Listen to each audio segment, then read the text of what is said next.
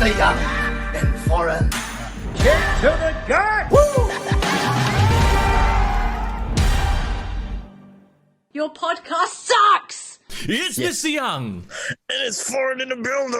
It's time to shake things up with the WWE Draft. That's what we are here to talk about. And that's why we're doing the show today, bro.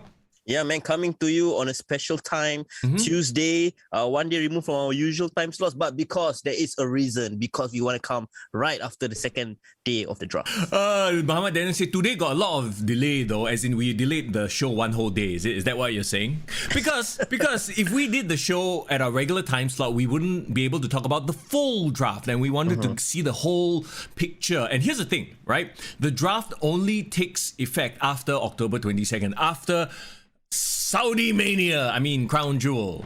Bro, I like how every year they make new rules. One time got superstar shake-up. Then got, what's the one, they can flip from one side to one side? Wildcard rule. Oh my God, that wildcard rule. I tell you, bro, they make rules on the go, bro.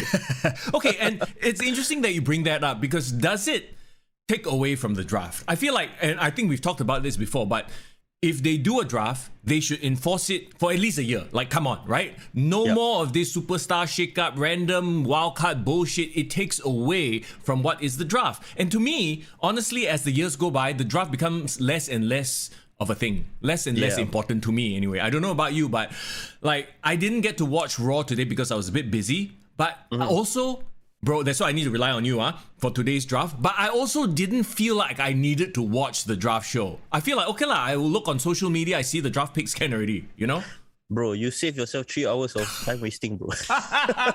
Okay, so, but isn't that a problem though? That's the whole thing with the draft. It's supposed to generate interest and buzz. What is it about this year's draft that's like, Yeah, okay. It's very interesting that you brought it up because, like you said, in the recent years, the draft has become almost not that significant. Like in 2019 itself, there was 2 drafts. Do you remember? There was one right after WrestleMania. There was one at the start of the Fox era of SmackDown.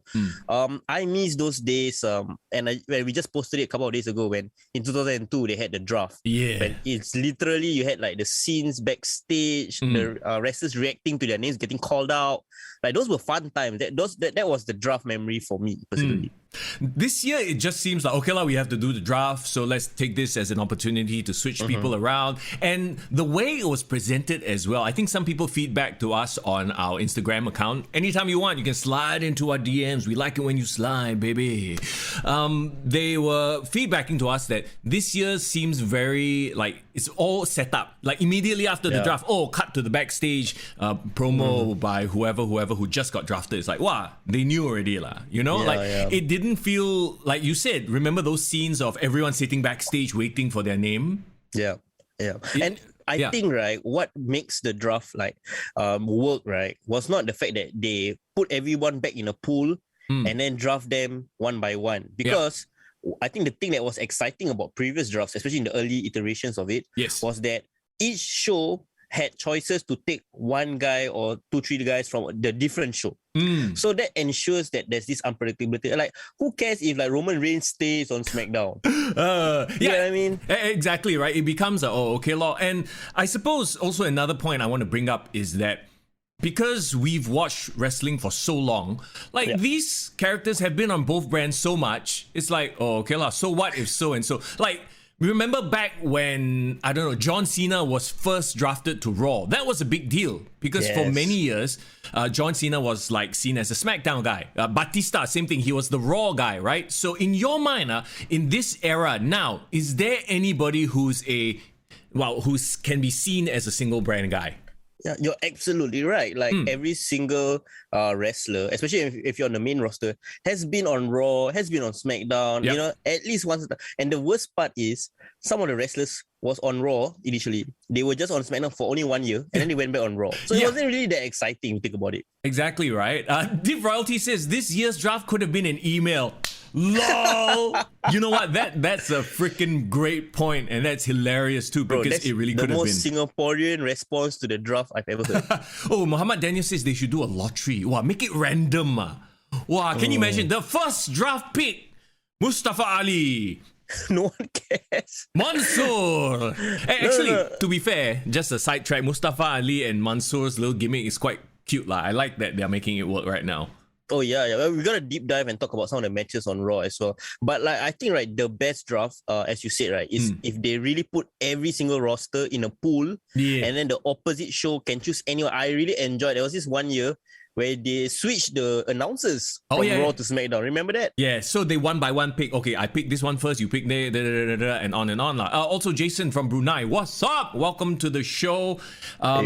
Remember, if you miss anything, you can always listen to the podcast after.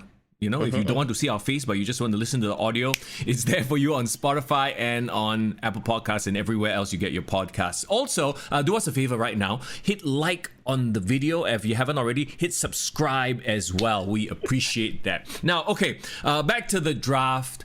And I want to go back to talking about like superstars that may or have the vibe of belonging to one brand. Like, just think about it right now. Chat, you think about it too. Does anybody jump out as a one brand name at this point? Man. I have one name. I don't know why, but when I think of Bobby Lashley, I think of Raw. Even though he has been on both, right? He actually got his start in SmackDown. Remember the days when he was fighting Batista, Finlay? But yeah, he's more established as a Raw guy right now for sure. And plus, because right now he's synonymous with like the Hurt Business. Hurt Business has been a very Raw exclusive thing. So I know I'm jumping ahead, but I think it's a good idea that he stayed on Raw. What they need to do moving forward is like, I know it's easy for us to say lah. It's hard to do in reality, but they need to not move people around so much, or at least give them 3 years, 4 years before you move them to the next brand. If not, okay, the biggest example is freaking Big E. Remember? Like he, after winning the title, he's like, oh, okay. Actually, technically, he won the title on Raw already, and then he got drafted to Raw. It's like, what? Okay, we already saw him on Raw. Winning a title on the opposite brand means you straight away transfer over. Yeah, or whatever it is, right? And then, you know, you have that New Day reunion, and I'm like, I don't know, maybe it's just me being very jaded. Like, you know, you've watched wrestling too long now. You're like, oh, okay, the New Day get back together. Ooh, like I don't care. Like I actually want to see them break up. Yeah. They should have just stayed where they were and didn't switch around so much. Remember when the days where, like you said, the established stalwarts of each show? Yep. Triple H was always a Raw guy. Undertaker was forever a SmackDown guy for the longest time. Yeah. And when they really interacted, like you felt like, whoa, that was a big deal. Like it was very rare for Undertaker to make an appearance on Raw. Mama Daniel brings up a very good point. Nakamura, King Nakamura, SmackDown face, has never been drafted to Raw. Okay, at least we have one. Yeah. I would dare say, especially since Roman Reigns became a tribal chief, I think he's very much a SmackDown, or more to say, a Fox exclusive. Yes, that's true. Well, here's the thing too, like, you're talking about characters who have evolved, like their previous versions, it's like a new character already, you know? Like, tribal chief Roman Reigns is a SmackDown property. I would say Shield Roman Reigns might be a Raw guy. Yeah. So it's not so much about the person portraying the character as is the character lah, you know, being a brand exclusive guy or gal. I wanted to like, I mean, eventually we're gonna deep dive into every single every single draft pick. But I really wanted to bring up the point of how you debut someone as part of this show, right? And you didn't even give them enough time to like grow on that show. Then suddenly he kinda brought back to the other show. Like my example, bro. Yeah. Why the hell is Finn Balor on Raw?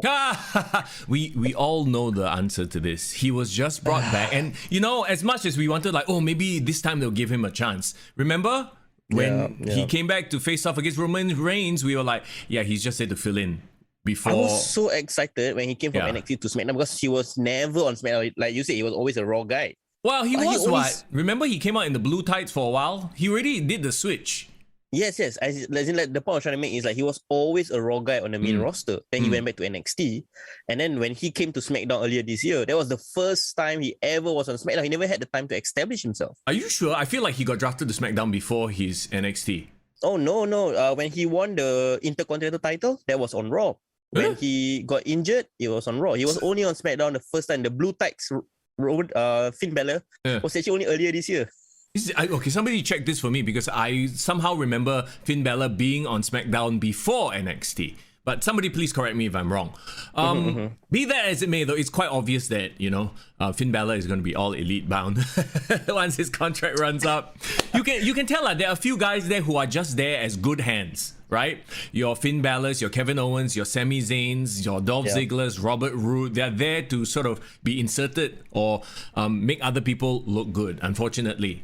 Yeah, and you talk about people that might be all elite really, really soon. You brought up one name right in that list right there. Actually, that whole list all elite, bro. Oh, okay. We definitely got a deep dive right now and like talk about each round. Let's go, man. Muhammad Daniel says Finn has been in blue before. So yeah, I distinctly remember him being in blue, and that was a big deal because he was always in red tights on Raw. And was it? Do you remember which year, Daniel? Do you remember which feud? Because I can't recall before that. Yeah, see, his blue brand feud was kind of meh. That's maybe why you forgot about it. That's why, him switching back to Raw, and it's like, diluted we've seen it. Diluted. Yeah, because if a thing happens over and over again, it's no longer special. It's kind of like, and I'm going to completely sidetrack because I finally watched The Dark Side of the Ring, the Onita episode. Whoa, by the way, that's a really good episode. I loved it. Especially if you've never really watched a lot of the like deathmatch type stuff, to learn about how that sort of genesis came to be. It's like, wow. And did you see the finish to Terry Funk Onita? Yes. That was what they tried to do in AEW with the exploding ring. Bro, but they failed. Yeah. AEW failed because the explosion was shit. This original one, actually, if you think about it, it was, okay, like, obviously it's still dangerous, but instead of sparklers, they had a lot of dust, smoke, which makes it look like it exploded. So I'm like, why didn't they just copy that? Why must they put Goldberg sparklers? Make it look like... And the craziest thing, do you see the dust just exploded out to the audience faces? Yeah. No, I meant dramas, yeah. I wonder if they maybe couldn't do that because, they don't want to like get sued by the audience. And at that point in time, if you remember, it was done in Daily's place. I think there was some logistical issues. Well, but yeah. Back in the Wild West of, that era, right? Fuck care lah. People get lung disease from that. They also don't care. Now, you do that shit, people breathe in that smoke, they're going to sue you for all your worth. Yeah. I really want to deep dive because I really enjoyed the episode. But one thing I want to say, like quick one before we go to other subjects, is that do you realize who is John Moxley's hero? Onita? Is this fucking Onita, bro? Yeah, you know why? True. When I read out about Onita, okay, first of all, the way he dressed looked like John Moxley. Yep. Secondly, John Moxley, and I think Najwan, I know he's not on this chat right now, but he brought it up. His entrance, Onita's entrance was actually Wild Things. Oh, so everything he does is like an homage lah. To Onita, yes, because he when he changed to Wild Things, it was during that feud where he fought some Japanese guy, I can't remember what. Apparently, that guy was one of a rival of Onita. Oh, no wonder. Okay, So Rishi now things make sense, huh? Yeah, Rishi says that he feels there isn't enough room for much fresh feuds as all the current wrestlers have been drafted to the same brands before, and they probably feuded with each other before. That's true. Div says Finn was in SmackDown 2019 as part of the Superstar Shakeup. There you go. So that is that one time where there was two drafts on SmackDown and Raw in 2019, and no one cared about that first draft. Yeah, because like we always talk about, and this kind of ties into the hardcore thing as well, because the more and more, like AEW is very guilty of this. Doing so many of these matches makes the match not special anymore. Yeah. You keep doing okay, could this be a solution? You do a draft every 2 years instead of 1 year. That might be hard. Okay. Yeah. Like the reason why I feel 2 years is a bit too long is because you might just like completely overexpose every single feud on one show to the point like people like sick of that. You know what I mean? Well, I mean, you don't have to do the same feuds. There are how many people that they can feud with each other, what? You know what I mean? But I see what you mean, lah, because we have such short attention spans in 2020, or rather in this era, right? It's like, okay lah, I guess you do need to switch things up. Okay, shall we jump into the results of the draft proper? Let's go. Okay, here we go then. WWE Draft, Day 1, Friday, October the 1st on Fox. Okay. Yeah, we don't need to follow any particular order lah. We'll just go in terms of the rounds, okay? Yep. Actually, no. Let's go by SmackDown first. SmackDown, okay, so this is what happens on SmackDown. Big E is on Raw, but he was already on Raw for the past few weeks or whatever. No impact. That's why I say it's so anticlimactic when they talk about the people that stays on the brand. Yeah. Right? It was also like, he won the championship. He's not going to come back to SmackDown and have 2 championships, right? Yeah, You know? Well, we have to talk about the women's title. There's a whole situation over there. Yeah, well, I mean, before we get to that though, the next draft pick is Roman Reigns staying on SmackDown. Yeah, which is okay. I accept the fact that they're trying to establish the main pillars of each show, like the main draws of each show. But see, okay, I believe when they did the show, Roman Reigns was the first one announced, right? They had to play up the whole, he is the universe, blah blah blah. I think because it was on SmackDown, they started with the SmackDown pick first. But the second you did that, it's like, okay lah, Big E must go to Raw. What? There's no situation where you have 2 championships on one show. That makes zero sense, right? Okay, then Charlotte Flair gets drafted, to SmackDown. So the Raw title comes to SmackDown. Do you find this shocking? No, I feel like she needs to move. And I feel like she was getting stale on Raw, and the whole Alexa Bliss thing is over. And for whatever reason, her and Rhea Ripley, Nikki ASH just wasn't working out. Okay, fair enough. Yeah, and I was quite surprised about the whole Charlotte Flair thing, not because like she was stale on Raw. Yeah, she is. But I just felt like there was such a good thing going on with Bianca Belair, Becky Lynch, Sasha Banks, and like that feud like hasn't been explored yet, and suddenly now they are like adding a new element to it. Well, talking about Bianca Belair, we will find out immediately after she gets moved to Raw. Here's the one thing I don't understand, bro. Like, who is making these decisions? Like, at least they should show. Like, remember last time? I think a year or 2 years ago, they had like the the war room with all the Fox executives, all the UFC. Now you get Johnny Sins and Sonya Deville. Cruella Deville. They are just there sort of announcing it, right? Like, who's making these choices? Is it Stephanie McMahon? Is it Vince? Is it executives? Nobody is really like playing it up anymore. That's why it felt like this draft was like, okay, let's just do it for the sake of doing. You know? I think they had a GM or they had like some sort of authority figure on both. So they already have 2 authority figures, right? Why not make Adam Pearce Raw, freaking Sonya Deville SmackDown? I mean, like, why not, right? Yeah. Okay, so you got Charlotte going to SmackDown. That's hint 1 that Becky's going to Raw.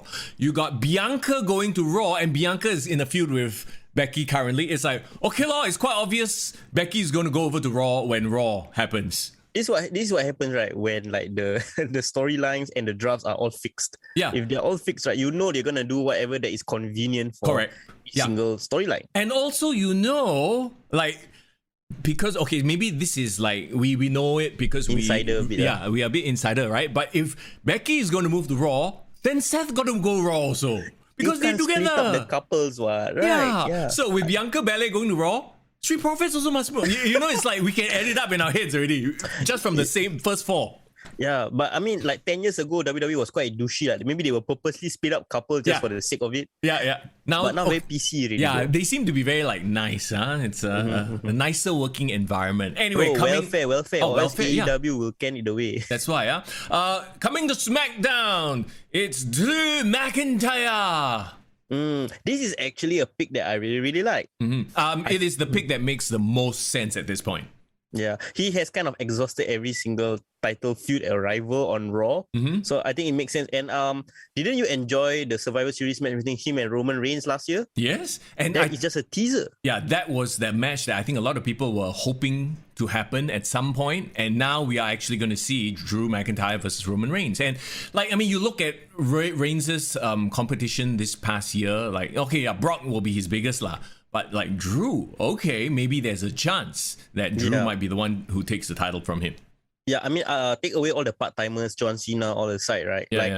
He is the most credible main full-time performer that can actually beat Roman Reigns. Yeah. And it's a match that we haven't seen a lot of. We definitely will want to see. So there you go. Let's hope, bro, it's not 10 matches in a row and rematches in a row after this. RK Bro, stay on Raw. I like that as well. Yeah. Because RK Bro very much a Raw property, if you think about it. Are they getting stale at this point? I don't think they're getting stale, but I think them fighting AJ and Omos is getting stale. Okay, yeah, they need to find a new other tag team to mess around with, right? Yeah, for sure. Pascal, how you doing, dude? Thanks for dropping by the chat. Jason says actually WWE has been putting couples together in the draft prior to the Thunderdome era. Yeah, recently they have, but like in the in the Ruthless Aggression era, they don't care, yeah? Yeah. They don't. I don't think the wrestlers even tell the management who are they dating. Yeah. They're like, oh, keep it on the down low, huh? Okay. Yeah. The New Day, Kofi Kingston, Xavier Woods are coming back to SmackDown. Oh my god. Oh, this is so frustrating, bro. They just went over to Raw the last year. I mean, okay. What? First of all, are they gonna be releasing a new Netflix show with featuring the New Day and Undertaker? You know about that one? Yeah, apparently it got very bad reviews. Oh, already they released the.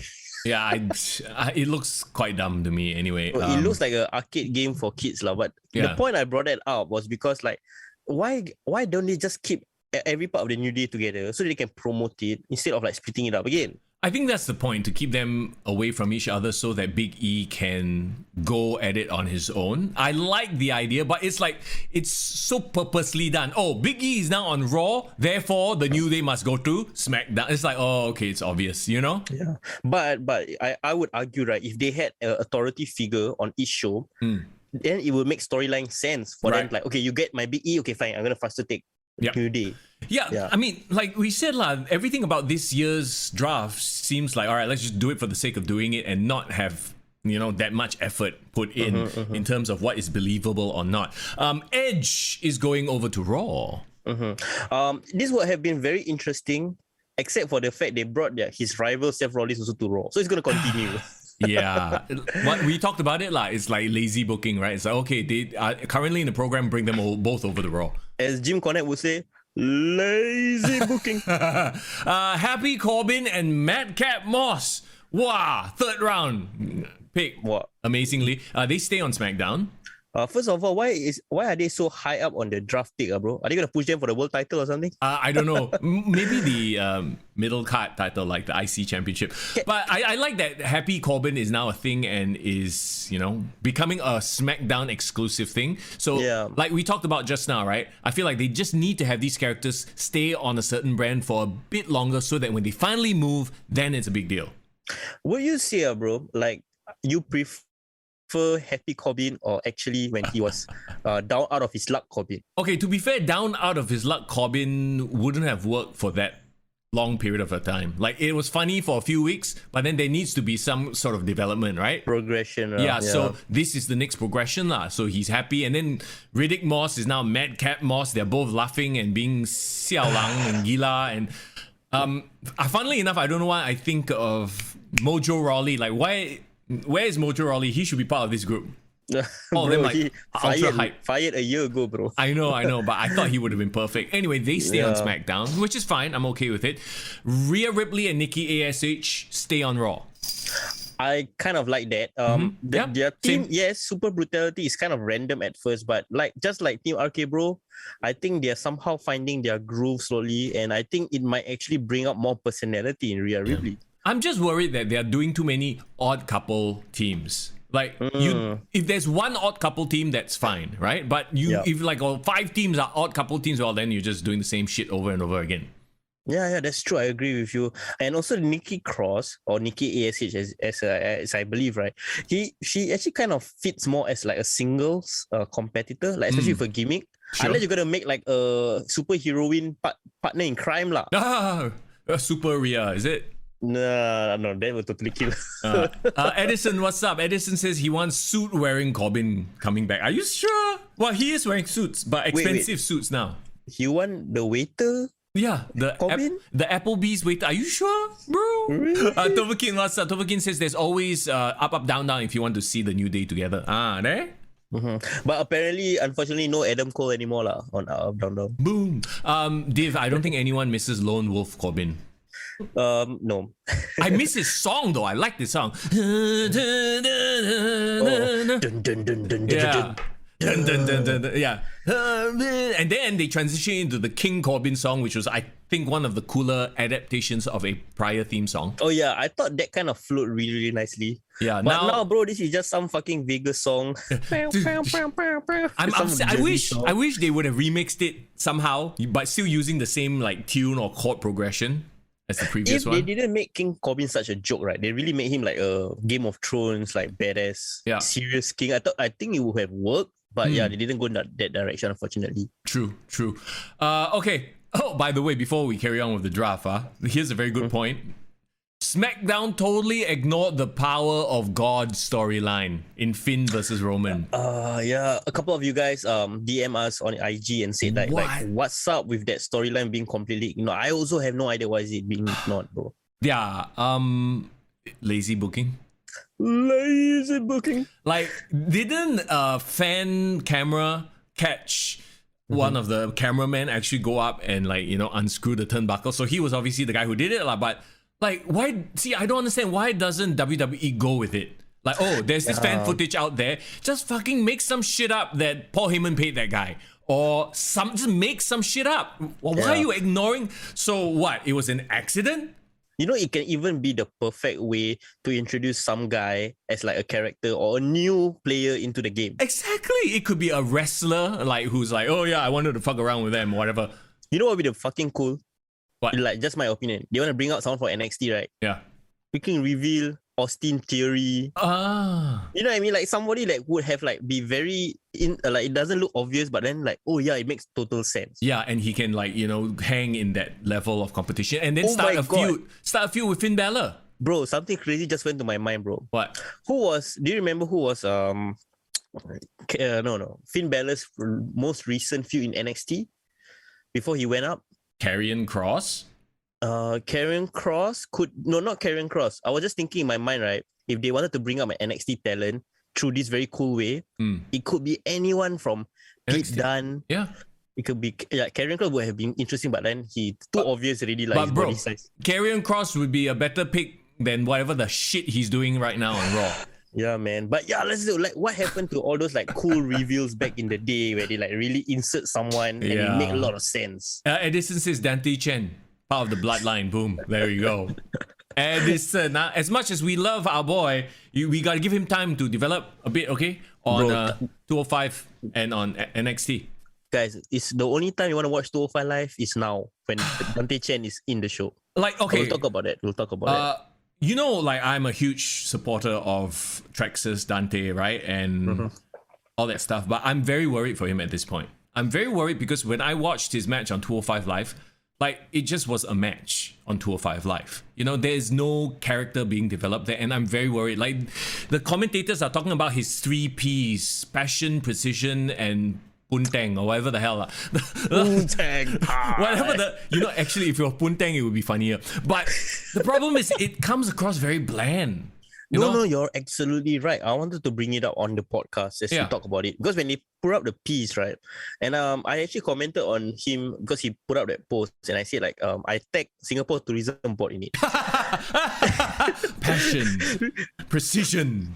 Like it seems very passion made possible. Yeah, no, bro. Oh my god, that is the perfect like analogy you're drawing. Right, it seems like a Singapore Tourism Board promo that is like super vetted by everybody. Like it's bland, too manufactured. Yeah, it's very okay. And one thing I tried to listen to, right, wasn't like the match itself. Like I know Dante Chen can go in the ring. Yeah. He actually had a longer match which actually showcased some of his abilities. But what I was listening to was the crowd's reaction to Dante Chen.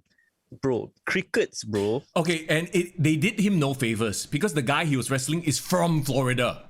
Yeah, then obviously clearly they will support the other guy, right? Yeah, so it see, that's why like I'm very worried. Like they're not, instead of like we know he can go in the ring. But I feel like maybe they need to work on his character a little bit more. Who is he other than... We've talked about this. Like, being from Japan is not a gimmick. Being from Singapore is not his gimmick. That's just where he's from. But we need to know more than just the 3P. Like, you know? Like, he got 2 Ps, like he got PP, and then what's the 3rd P? Like, who gives a fuck? Yeah, if you give him... Like, okay, you know, now you're giving him a winning streak. Okay, so they're giving him some cred. Yeah. Fine, but they need to build up the story. Like you see, the Trey Baxter, for example, freaking lost to Dante Chen, and then next week got a mixed tag team match, and then there is some story there being told. But bro, we all know that winning streaks mean absolutely jack all to Vince McMahon. He wants to see what's so special about you. What's your gimmick? How can you draw? And Div Royalty actually says something very funny. On the other hand, it's not exciting, but on the other hand, it's really accurate of Singapore's image. Like very bland and safe, right? Yeah. Actually, is is this some sort of like in the know thing that Dante Chan is trying to tell that okay, Singapore very boring, nothing's happening, so I'm just gonna be this very blank character, but it's actually my gimmick. I don't know. No, I don't think so. I think he's just trying to find give him time, you know? Yeah. He's obviously there to learn and to discover his new self, right? Tovakin, no, do not put him in Tian Sha, please. Okay, you know what? I'm actually not Tian Sha, but I'm actually very curious to see Dante Chen interact in a backstage segment with other wrestlers. Yeah. Because I want to see the best way to know someone's character to see how he interacts with other people on the roster. Bro, what if he lets out his inner Bing and just breaks down the Singapore, the Singlish accent, like, you know, completely 100%. Then somebody gets in his face, hey, Nabe, get the... your mother. You know how Asuka, right? Yeah. Like when she wrestles, she's actually cursing in Japanese, but no one understands. Yes. But like, you will really appreciate it. The Japanese people really appreciate that. Like, just make him just become a freaking Singlish guy. Yeah. On WWE, no one will get it except us. Yeah, But you Nabe. tell him to heal. Yeah, and like, I mean, you know, people might like buy into some of the phrases that, you know, Dante Bing Chen. Oh my god, he steal Cora Jade from Baxter. Actually, they kind of drop hints about that. Like, you know, okay, so the whole Cora Jade Baxter, what's his face? Trey Baxter thing is that they are dating, right? And like Cora Jade was in that one backstage segment, talked about Dante Chen, like, wow, he's quite superhero-ish. And they've brought it up several times, like he looks superhero-ish, whatever that means. Like Nigel McGuinness said it on 205 Live. So I don't know if that's the way they're going. I hope not. Because I mean, it is kind of a story. Like he is like, this superhero from the East that just comes and everyone's like so in love with you. I do not know. Maybe that could go down as a comedy route. That could go down as like he's actually a legitimate straight baby face, but he's making all the heels jealous. I do not know. But I think we are giving them too much credit. They're probably just throwing things out there to see what works. one thing I find interesting, bro, is like when I look at his social media, and there's of course some of the NXT superstars or NXT talent that's interacting with him, right? One person that's apparently quite close to him is Indy Hartwell, bro. Oh, okay. They probably work together, around because Indy was on the Australian scene, right? She's from Australia, right? Indy came to SPW a couple of times, so they kind of know each other. Yeah. What if, bro? What? Okay, hear me out. Hear me out. Since Austin Theory really go away to main roster, right? What if bring a new boy toy, Crazy Rich Asian to part of the crazy family? The way. You know what? I would love that. I think if anything, Johnny Gargano would like just working with Dante Traxxas would teach him so much. You know what's crazy, bro?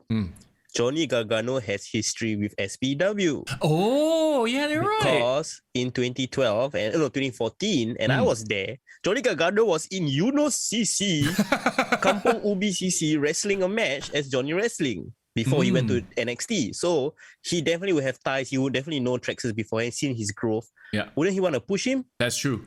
That's true, Let's go. Let's book it. That's the way. Put Dante Chen in the way. That is the way, bro. And the way rhymes with Nabe. Anyway. Okay. CC Bay. CC Bay. Dante Chen, baby. Get NXT crowds to start chanting CCB, CCB. Nabe. Nabe. And then the teacher will be like, I am from the North Bay of Singapore. You can call me Nabe. Oh God, no. Okay, let's move on with the draft then. Let's go. Coming to SmackDown, and this is the first NXT group to come to SmackDown. Hit row. Yeah. Okay. What do you think? Very interesting. I want to bring up a tweet that our man Top Dollar, or as I remember him, TJ. the guy that follows all the wrestlers around to find their hidden treasures. Yeah. AJ Francis. He put out a tweet in response to some guy who's saying that, now they're gonna be like a manufactured cookie cutter team, blah blah blah. And he apparently implied that Hit Row has never like followed a script to write their promos. They wrote their own promos, and he said that they won't change themselves just because they're on the main roster. So like this implication they're trying to say is that Hit Row has always not been scripted. They write their own stuff, and them being musicians and rappers, I kind of can believe that. Yeah. But do you think that will change once they are on SmackDown? First of all, yes, I agree. I believe that on NXT they were given the freedom to be themselves because it's NXT. They are a little bit more okay lah. Let you discover who you are. On SmackDown, it's gonna be a different thing. I think first of all, I don't think the writers on SmackDown or any writer can write them because unless you are like a music producer or rapper like them, you're not going to be able to write shit for them. It'll just sound fucked up, right? Maybe they'll get pointers from the writers. Okay, hit this, hit that. Maybe they have to clear the content with the writers first to vet. But yeah, I'm thinking they can be themselves, but maybe with like within a box, you know what I mean? Like, and it's also horrible PR if let's say they represent their culture in that way and then they are told, no, you can't do this, you can't do that. If that gets out, I think it's very bad PR for WWE. Yeah, and I know for a fact that now that Hit Row is on SmackDown, and I don't know what match they're gonna put on NXT, but clearly Isaiah Scott is gonna lose his title and drop his title, right? Yeah, so that's one thing they have to put in mind. But then once he loses the title, what is Hit Row gonna go for? Are they gonna go for the tag team titles? Are they gonna stay at the IC level and have push Scott as the main guy? Very interesting possibilities. But I do like the fact that they're on SmackDown. Yeah, are they gonna be a face or heel? Because remember, they started off as heels on NXT. They got over with the crowd, so they became face. I'm very, very nervous though. Because in my opinion, the only one that can work in that team is Isaiah Scott. Yeah, the rest are still green. Very green. And nothing against that. I'm sure they will come good with more seasoning. Yeah. But didn't you? I watched that match. What's her name? BFAB. BFAB. Against the Electra girl. Electra Lopez. It's like Carmen Electra and Jennifer Lopez. They're like, who are the two most famous like Latina names we can put together? Boom. Bro, as long as it's not Shakira, can already. That was too obvious. Yeah. No, but the problem is, those two people really showed off how green they were. Yeah. I don't know which one is more green, them or Jade Cargill on Rampage. So, but all green. Yeah, so like then now you're pushing them on SmackDown. Are you sure that's safe? See, that's the thing. And looking at the draft, right, there are a lot of green folk coming up to the main roster, okay? So that is very worrisome. I think it has to do with Vince McMahon and Brother Love, Bruce Pritchard being in charge of NXT now and going, you know what? Doesn't matter if they are green. We just put them in promo packages and have very, very short matches. They don't care. Yeah, or maybe they see them like, green doesn't really matter, but their gimmick, I can see that. I can see it working on the main roster. Okay, let's put them on the main roster first. I think Hit Row is a very main roster gimmick, and I think it will succeed as long as they don't like overdo it and every week come out to a rap or a cipher. Okay, no, you need to do special like occasions. That one. Hit Row has essentially taken over the spot that Street Profits left behind. On SmackDown. Well, I mean, they're kind of different than Street Profits. They're actually like writing raps instead of just being super hype. Yeah. So they, to me, Hit Row are different. They're not like your MSKs and your Street Profits and your New Day, who are just very hype.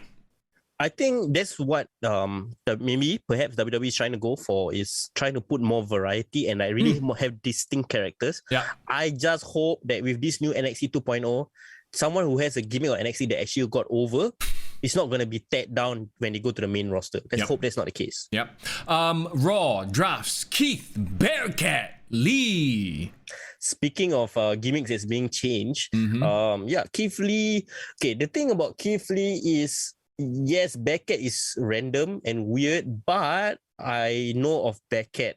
There was a wrestler back in the day, first black wrestler who actually used that nickname Bearcat. So if there's a way to pay homage, cool. Are they going to completely ignore his limitless gimmick or what? I guess so, because to be honest, that limitless gimmick is dead in the water lah. It was an NXT thing. No more bask in his glory anymore? No more bask. Actually, bask in his glory will work for him as a heel, right? But I don't know what this Bearcat gimmick is supposed to be. Face, heel? Because if he's trying to pay homage, then he should be a face, right? And they never explain why is he called Bearcat. Yeah, or is he just boring the name? But if I were to make an assumption, is that the fact that he's a bear and a cat, he is strong but agile, maybe, Keith Lee. Maybe, there you go. I mean, I'm just trying to make sense, trying to make a sandwich out of shit, bro. Yeah. It's still a shit sandwich. Still tastes like, shit. Anyway, on SmackDown, and this is a weird one, okay? The SmackDown drafts, Naomi? Naomi? Yeah. Oh no, I don't think it's weird. But like, oh, okay. I remember the scene too. Like, didn't like Sonya Deville give Johnny Sins the side eye when that draft pick happened? Like, why the hell did you pick this bitch? Sonya Deville said that this definitely wasn't my choice, something like that. Yeah, right? yeah. Okay. Wouldn't it be better if nobody picked Naomi and she was a free agent? Then you could really play up the nobody cares about her angle. I only want one payoff for Naomi. She needs to join the bloodline. Yes, be the one. Yeah, I don't really care that she got I drafted. don't like her glow anymore. I think her glow was like 3 years old already. Yeah. Yeah. So, is it a wasted pick? No, okay.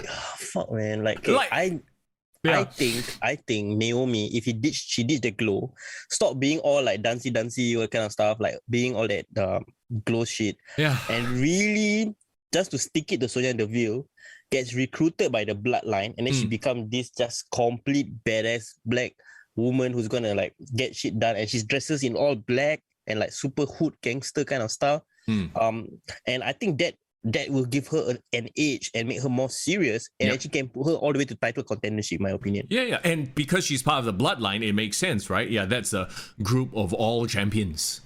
Yeah, like why not? Like give a girl a spot in one of the best storyline factions in WWE right now. You see, the problem is now she's a face and she's feuding with a semi-heel authority figure who's not even a wrestler. So where's the payoff here? Like, are you building towards Sonya Deville making it back into the ring as a heel? Or like, okay, right now Sonya Deville is kind of acting heelish towards Naomi, right? Eventually turn Naomi into the dark side to fall in line and put her with the bloodline. In my opinion, if that is where they want to bring Sonya Deville as a heel going forward.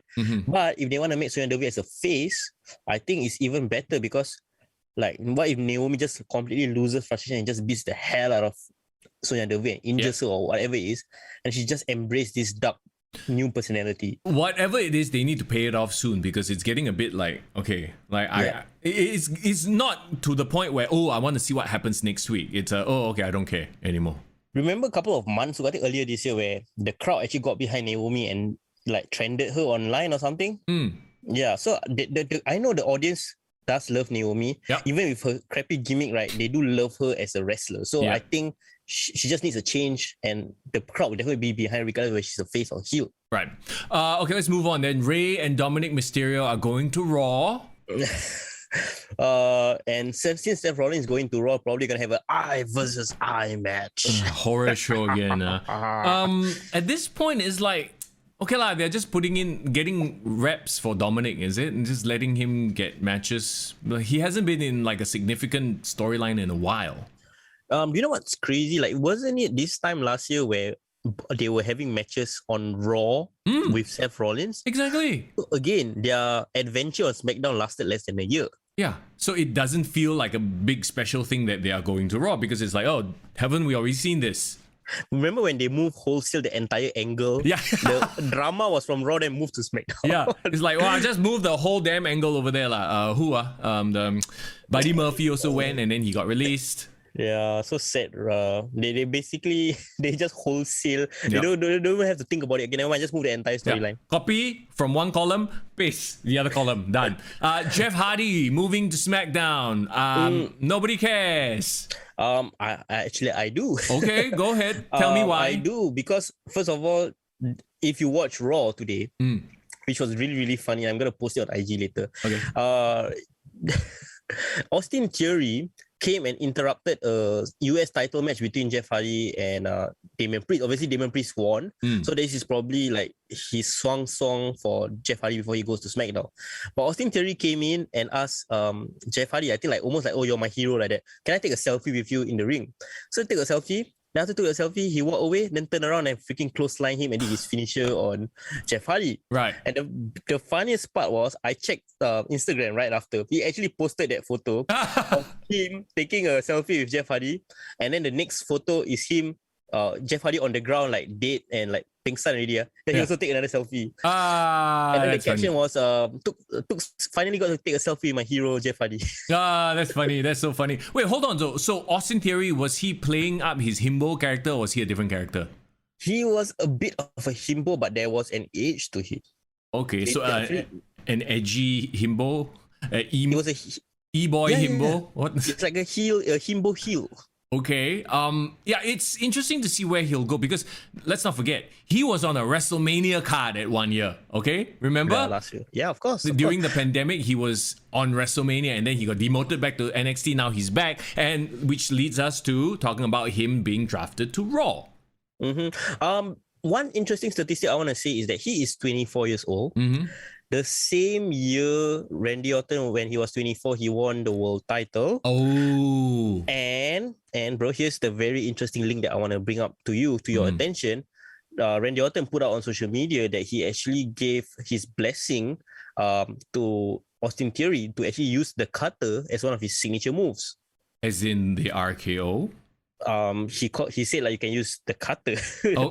But I think Randy really sees a lot of similarities in Austin Theory with him as a young guy.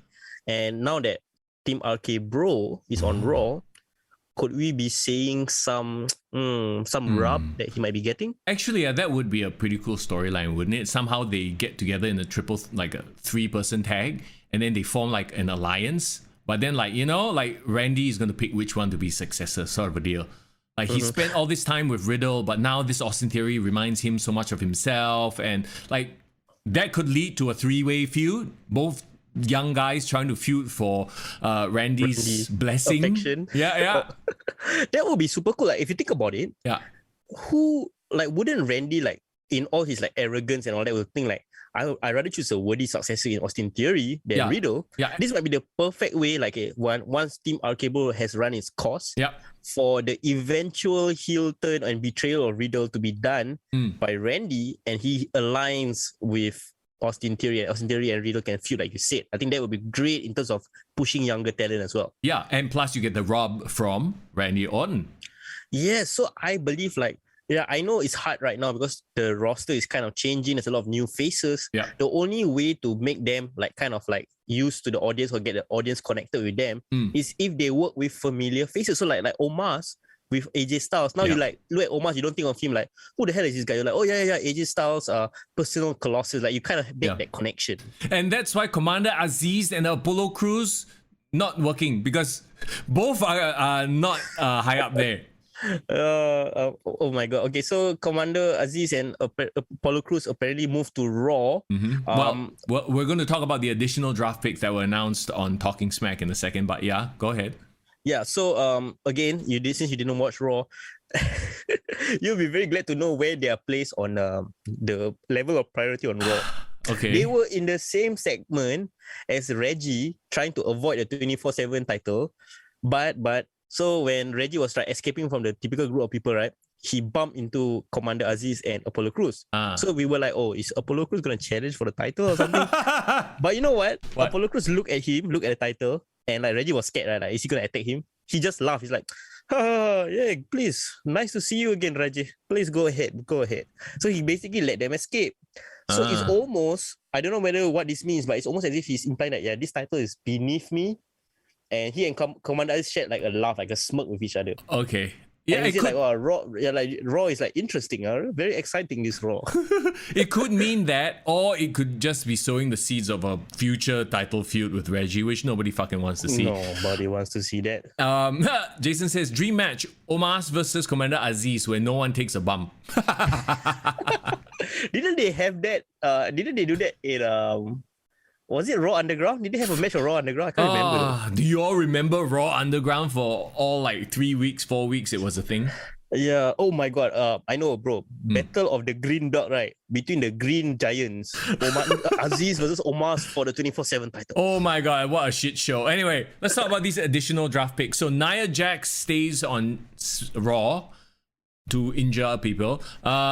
Drake Maverick's on Raw. Reggie's on Raw, obviously 24/7. Zelina Vega's on Raw now. Interesting. hopefully they find something for her to do because she was doing nothing on SmackDown. Akira Tozawa stays on Raw. Alpha Academy. Okay, Otis and Chad Gable move to Raw. A couple of interesting things and observations. It's clear that they're going to keep the 24/7 title division, the whole division on Raw. That's one thing.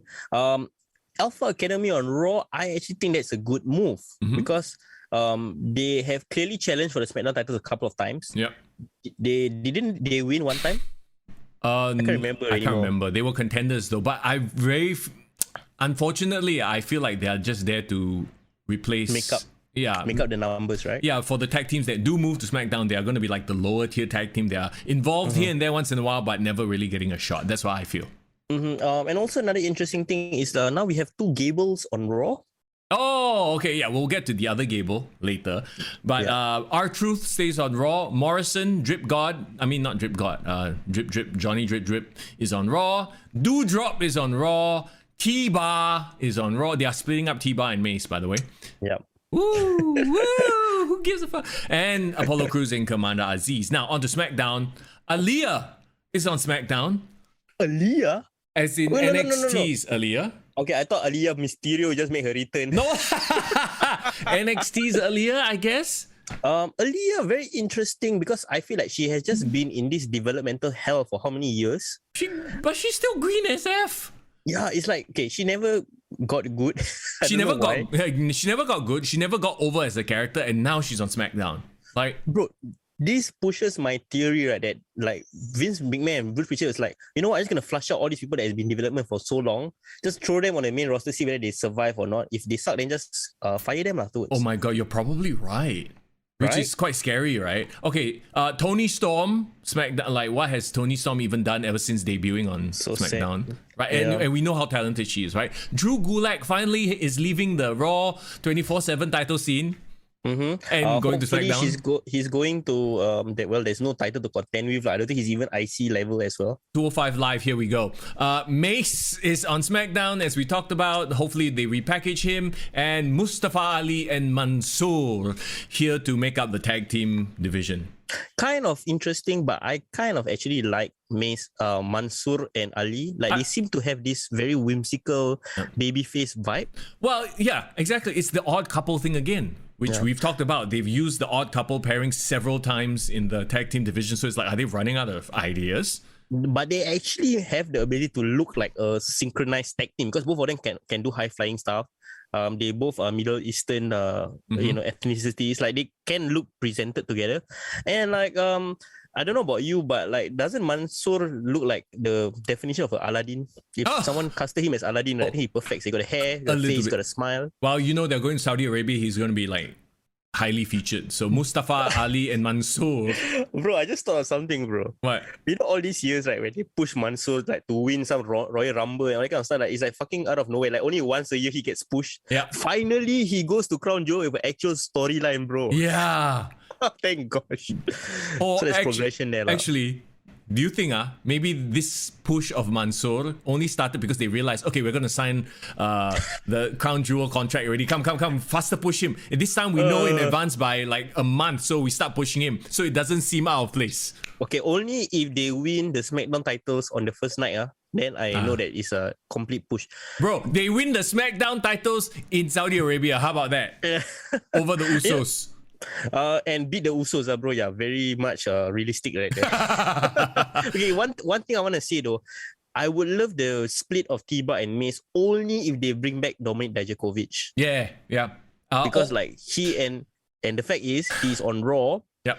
Keith Lee's on Raw. Oh shit! Bearcat versus Dominic. Let them just kill each other and have banger matches. Okay, please. but you know they can't do that on the main roster. They are not allowed to, right?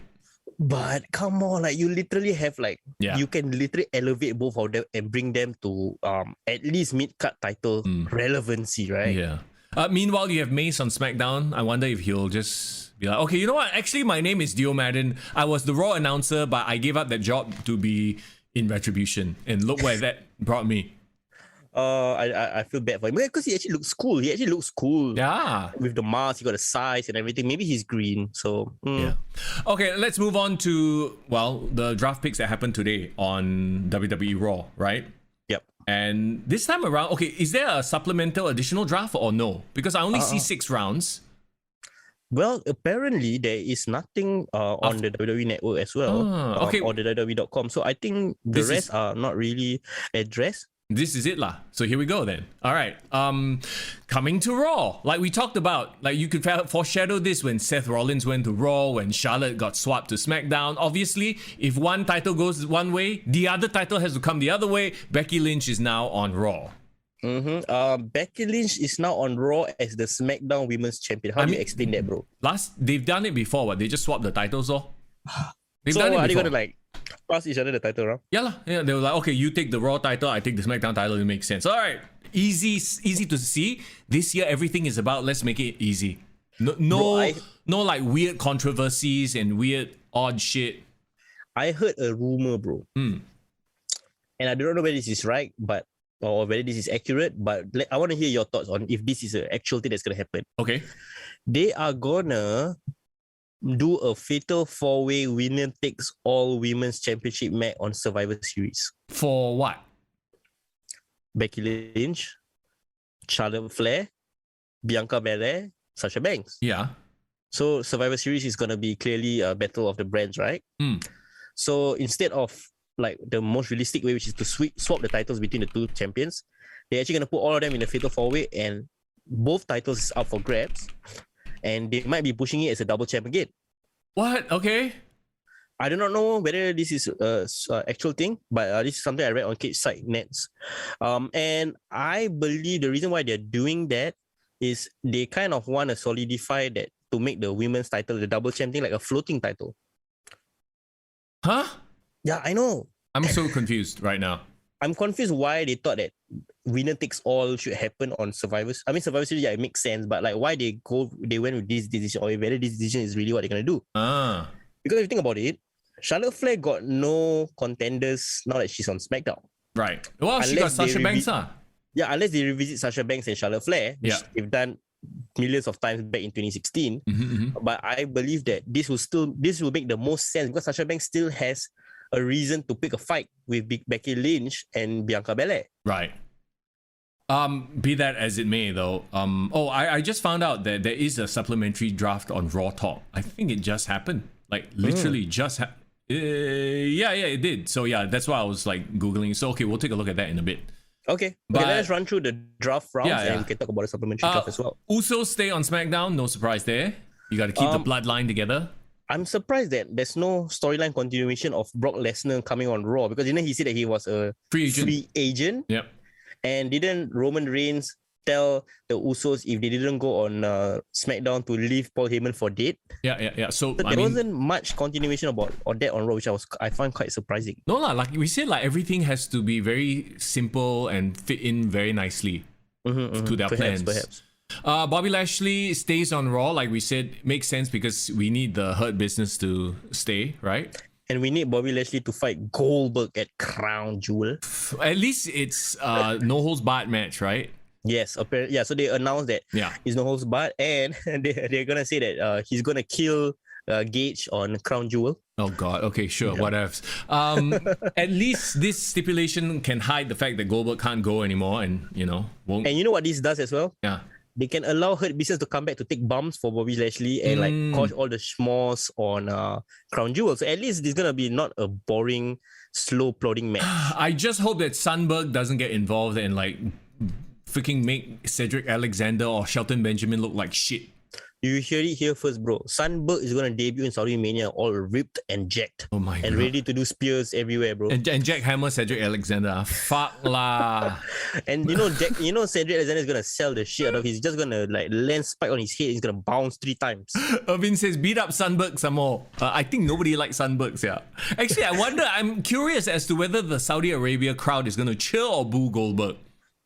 But so far, all the times that he's been in Saudi Arabia, he gets cheered like a hero. Yeah. So maybe this is where Goldberg gets his revenge and wins against Lashley. And he gets cheered in the process. Yeah, you have to understand, Saudi Arabia, bro, they are behind by at least 2 generations. Fuck lah. So they will support the wrestlers who was big in the 90s. You have to understand that. There you go. Nashwan, how you doing, by the way? It's good to see you.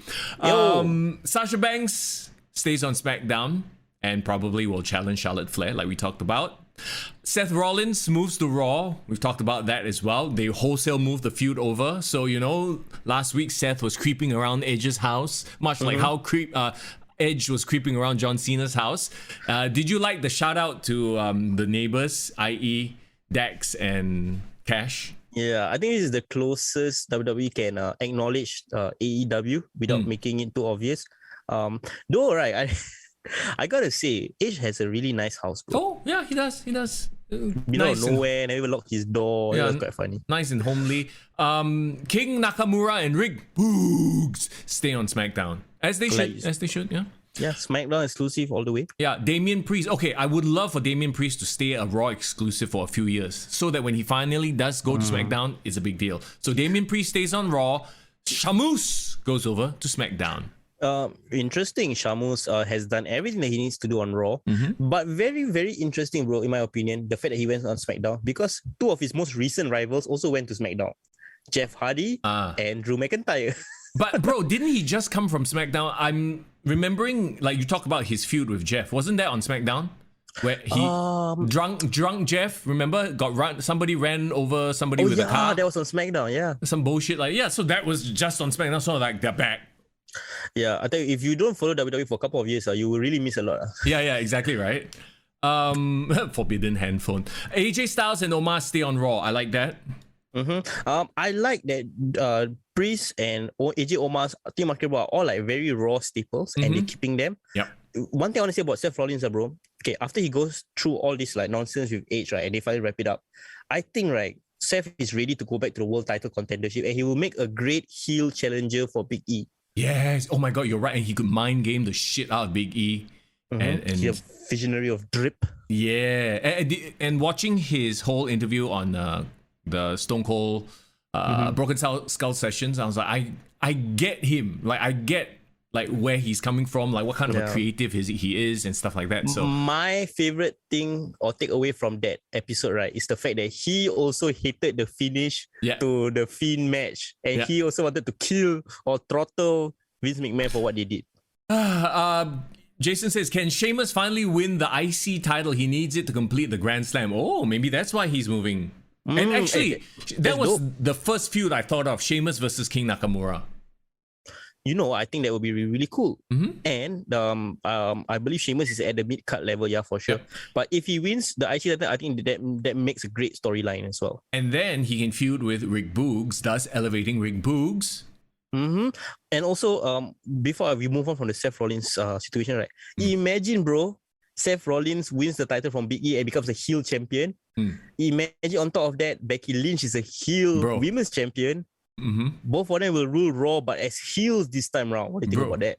Then you could have Seth and Becky with their titles versus Edge and Beth Phoenix. On this day, I'll say clearly. And do the exact same match they did with Baron Corbin and Lacey Evans. Both titles on the line. Remember that? Oh yeah, okay. Or even better, they could have a feud with Bianca Belair and the Street Profits. Then you need one like random tag guy. Who's the random tag guy? To be part of Seth Rollins' visionary drip code. Yeah, cannot. That doesn't work. How about Austin Theory? Did Austin Theory wasn't he part of like the freaking that group that they had for a very short time? I don't even remember what the group was already. With Seth Rollins and the two AOP, remember? Oh my God! Yeah, you're right. What was that already? I forgot. That was when he first became the Messiah. Yeah. Oh, let's not forget as well. Yeah, a very good point Irvin brought up. There's the new King of the Ring and the Queen's Crown. To be done. I'm excited.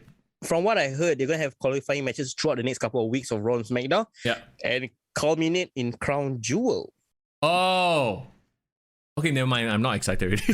Fuck this. Okay. But right, if you think about it, right, aesthetically and thematically, it kind of makes sense. Wouldn't it make sense for the King of the Ring and the Queen's Crown to happen at Crown Jewel? Yeah, it makes sense. But okay, what are the stakes? What are you winning as the king? Do you just get a title, the king?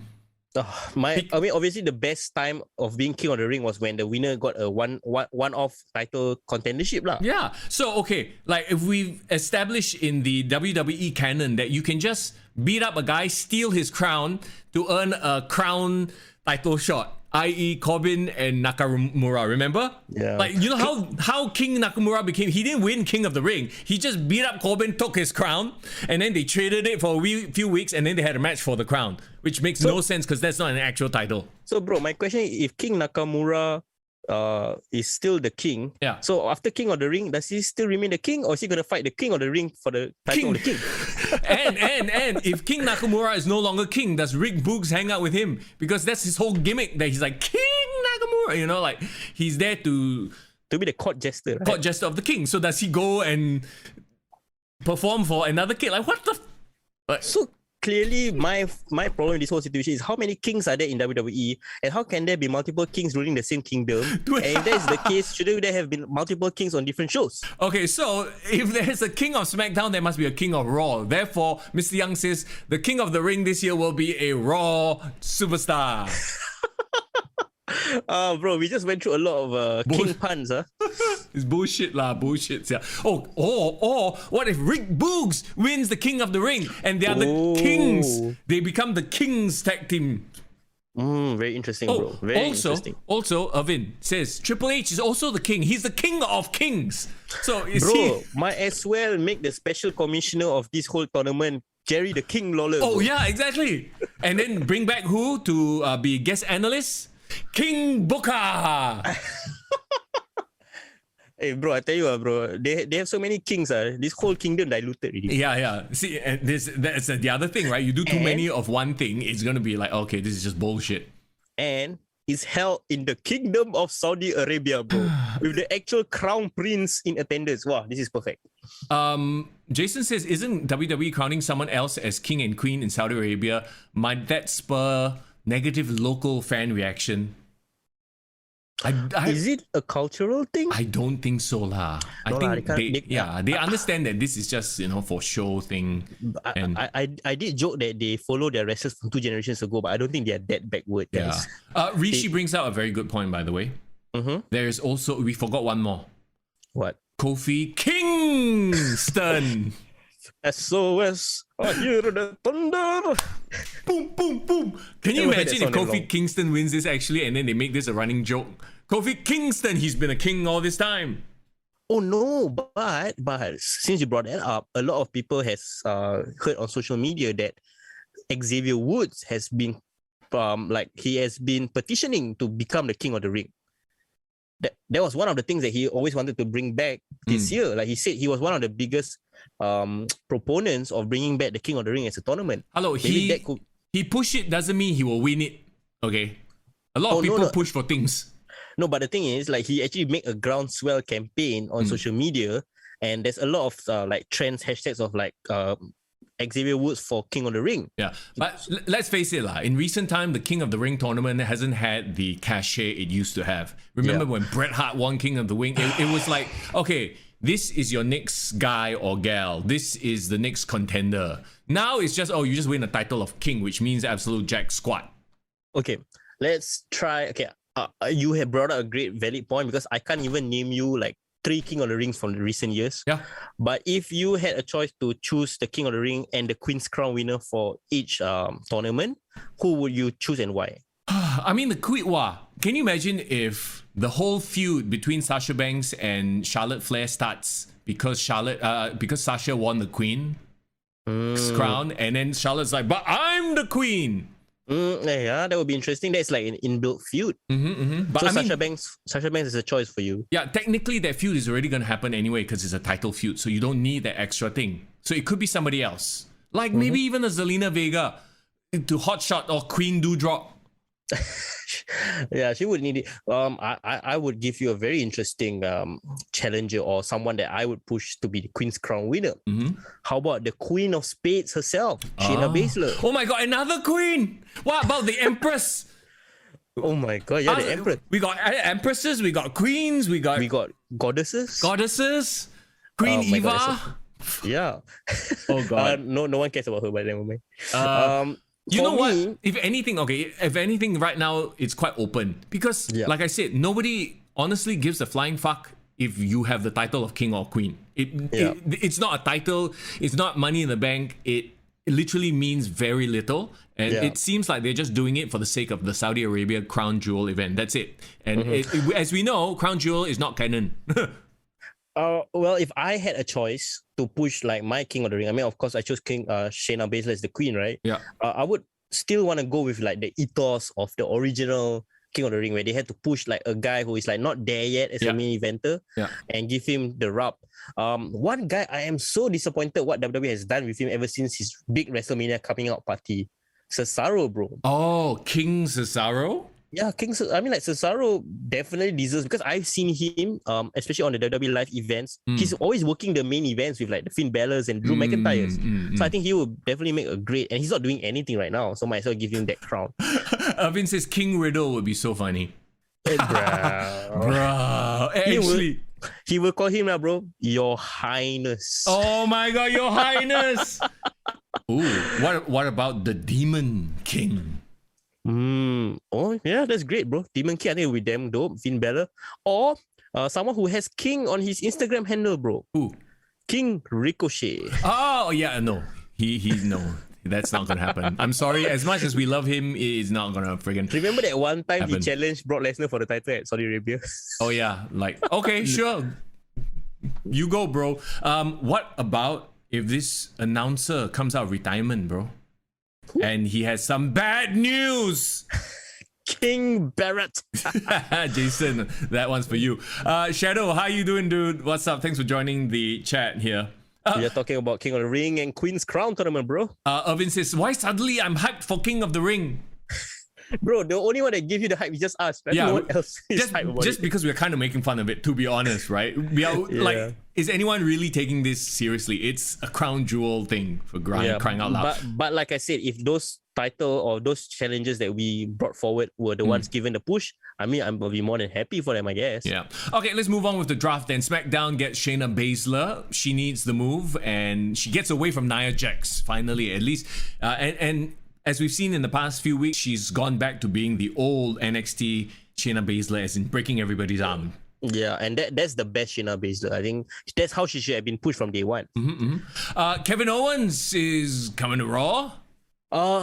Bro, if you watch Raw, his first segment on Raw and he came back was to do what or not, bro? What? He stunned Akira Tozawa.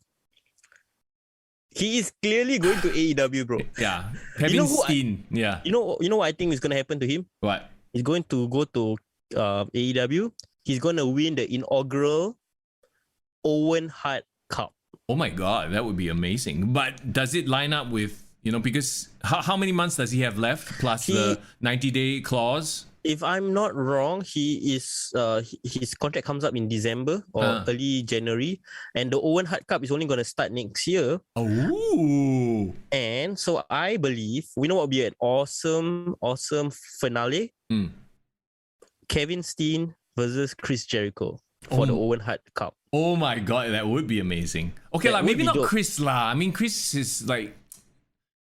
Because why I would say Chris Jericho would make a lot of sense was because he was actually the one that pushed for the Mata Hart connection. Because remember he interviewed Mata Hart for Dark Side of the Ring. Yeah. No, I think if you're going to do something like this, at least use it to push younger talent. Chris Jericho has done it already. He doesn't need to be there. Maybe he can be a guest ring announcer, guest friggin' commentator. Well, I don't know about that. Guest ref, but definitely not a competitor. Yeah, fair enough. I see where you're coming from, but I would definitely argue that they should have a face as the first inaugural winner. Come on, like it's a feel-good tournament, right? Sure, Kevin Steen. There you go. Yeah, Kevin Steen would make a lot of sense. So yeah, instead of him stunning Akira Tozawa, just put him out of his misery, bring him to AEW. Oh no, they're just gonna hold him forever so he doesn't show up on AEW. Then, okay, to me, this is the biggest announcement for SmackDown. Like, they really have bolstered their women's division with this pick, ladies and gentlemen, coming to SmackDown from NXT, Xia Li. Hey bro, wait. First of all, is it just Xia Li or is it with Tian Sha? No, it's just Xia Li because Tian Sha has still been on NXT. Like, Boa is having shit matches, right? So Mei Ying is this remember when there was a time where all of us were super excited to know what happens when Mei Ying debuts? Yep, and then that ship has sailed. And not only that, I feel bad for Mei Ying, who has to put on all that goddamn makeup and that entire outfit just for a few minutes of bullshit. Yeah, man. But we don't even know who the hell is behind the main mask, bro. Yeah, well, I mean, it's Mei Ying.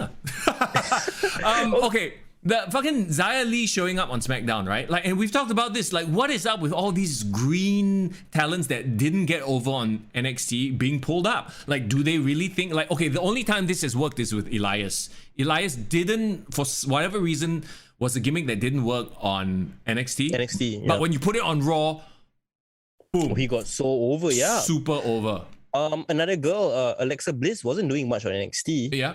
She wasn't contending for titles, but when she went to WWE, she did really, really good. So who knows? Really, right? But here's the thing: with those guys, at least they were decent workers. I have not seen a single Xia Li match where she didn't botch something. Bro, I'm very curious, bro. Xia Li is brought to the main roster, right, bro? A lot of people are trying to put this comparison that her being this badass with like an Asuka, right? Yeah. So where is Asuka in the main roster, or where is she in the draft right now? She's non-existent. Was she even on the supplemental Raw Talk? I don't know. We'll take a look at that in just a bit. But I don't know what they're pulling off here because, yeah. Shadow says she's actually quite talented. Don't hate the Lee. I'm like, how? How is she talented? Her doing her fake wushu and throwing shitty kicks. I like her. The only time I like her was watching her on Sheamus's Brave the fitness YouTube channel, where she actually basically kicked Sheamus' ass in a HIT lah. So I know she's athletic. She's athletic, but this is not a CrossFit Games. Yep, for sure. She needs to show some personality. Yeah, she has very little personality other than just yelling and doing wushu. And even then, that can still be salvaged in NXT, but now you're on the main roster. Yeah. And like I said, there's a huge issue with you throwing strikers out there in a wrestling ring.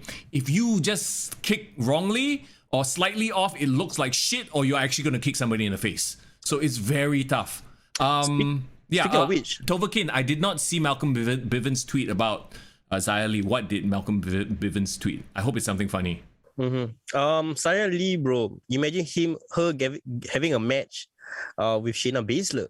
Oh no! So it would be shit. It would be the shits. It would be the shits because of Xia Li, sure. Yeah. But I feel like if they really built it up and actually did something with her, right, that could actually be an interesting matchup. But here's the thing, like, she didn't have a single memorable feud on NXT. Like, all her matches were her spin kicking somebody to death, and the spin kicks look like shit, right? And then she got into Tian Sha, had shit matches or non-finishes, went nowhere, and then now she's on SmackDown. Like, I'm sorry, I'm pretty sure she's just there to make up numbers.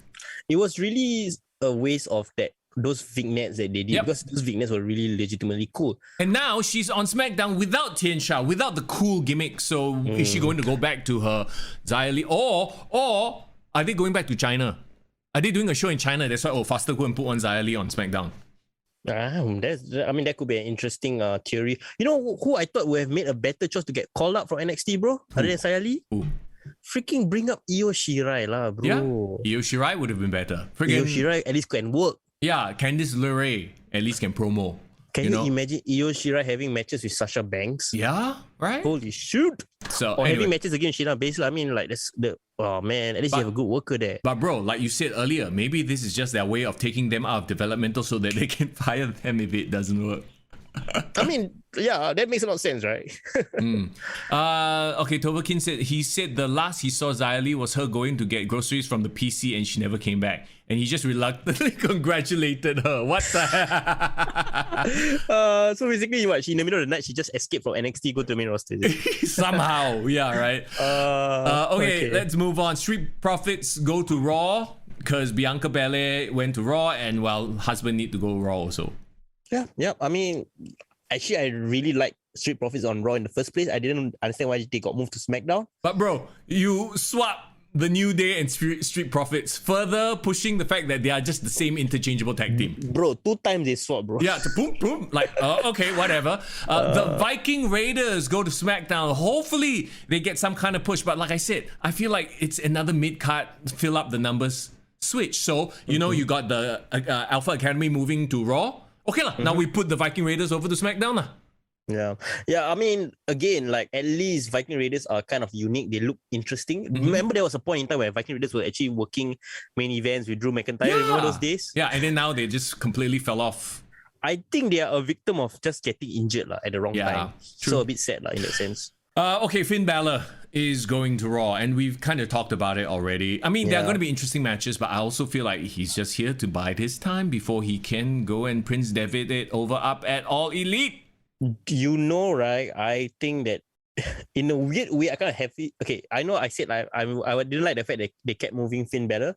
But if there was ever a time for him to become a world champion, it's right now on Raw, because there's not going to be a lot of top contenders, and I think there's no Roman Reigns to stop him. Yep. So hopefully, maybe this might be his opportunity to win the title one more time, at least the WWE Championship. Him versus Big E, yeah, could be interesting. Ricochet goes to SmackDown, and yeah.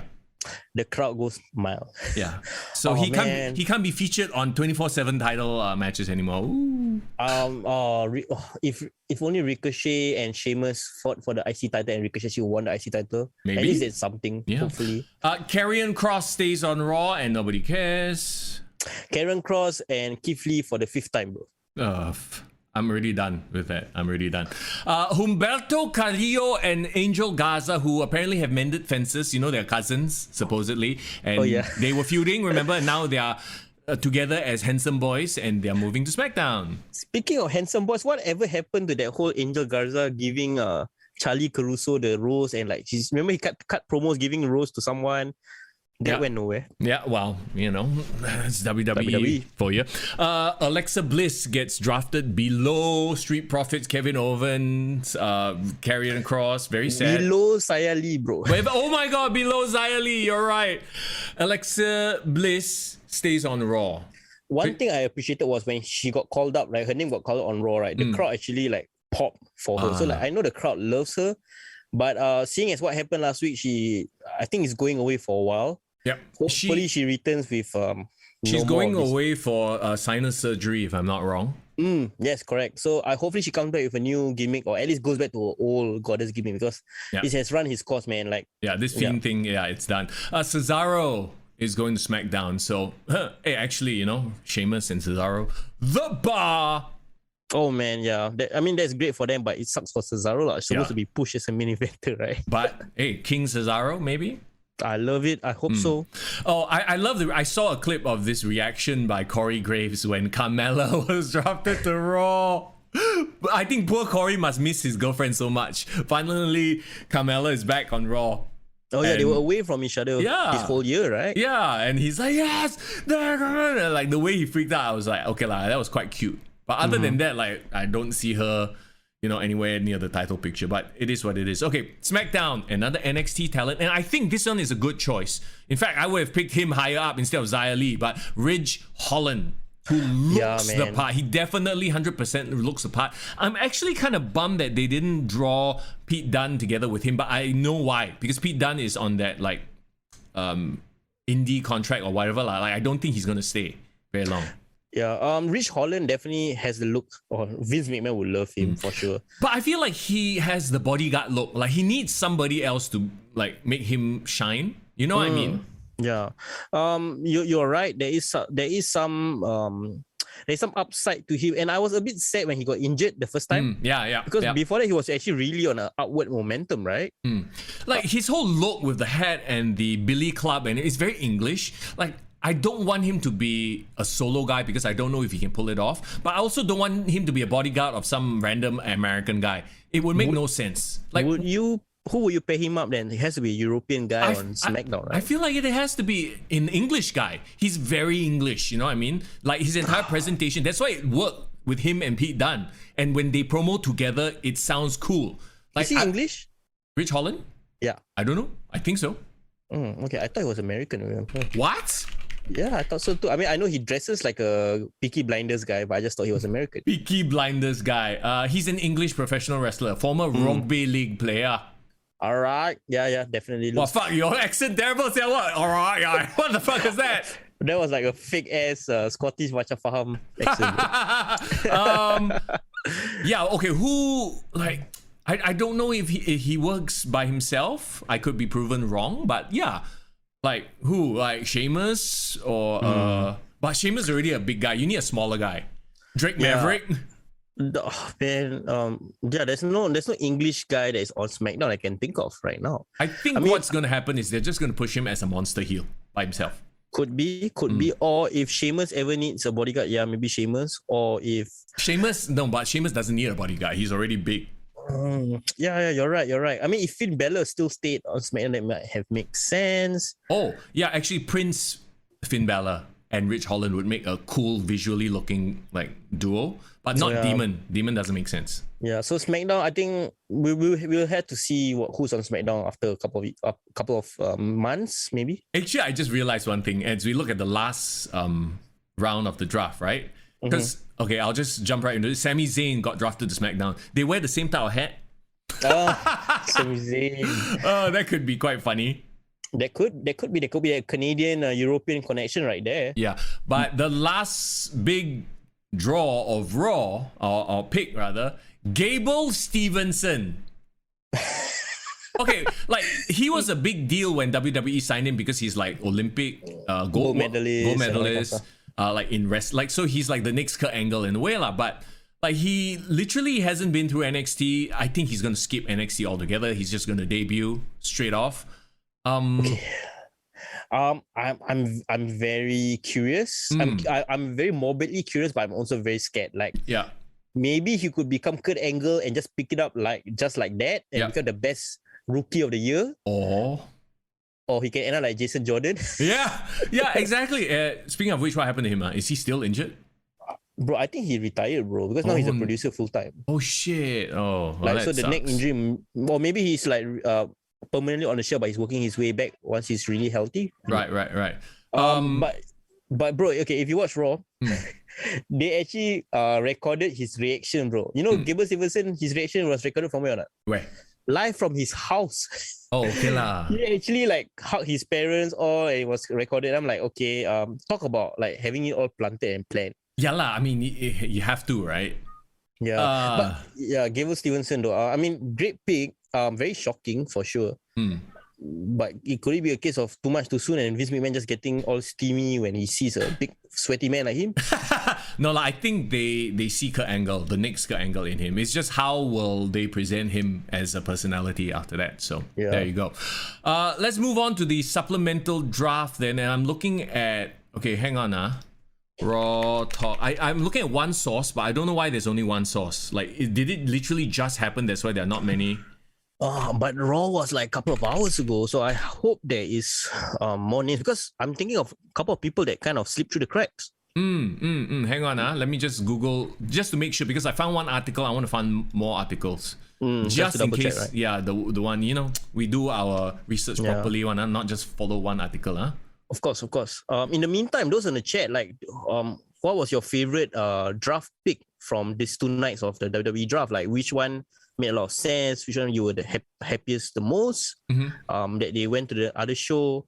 What about the most surprising or most shocking? Because for me, like I mentioned to him, Gable Stevenson was definitely one of the most shocking ones. Hit Row was the most shocking one for me on SmackDown. Yeah.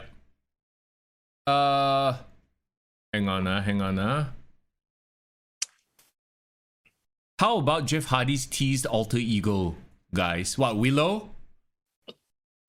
So I didn't see that though. Yeah, I don't give a flying fuck about anything. I'm sorry, like I know it sounds very bad, right? But I really don't care about Jeff Hardy. He should just go AEW and work with Matt.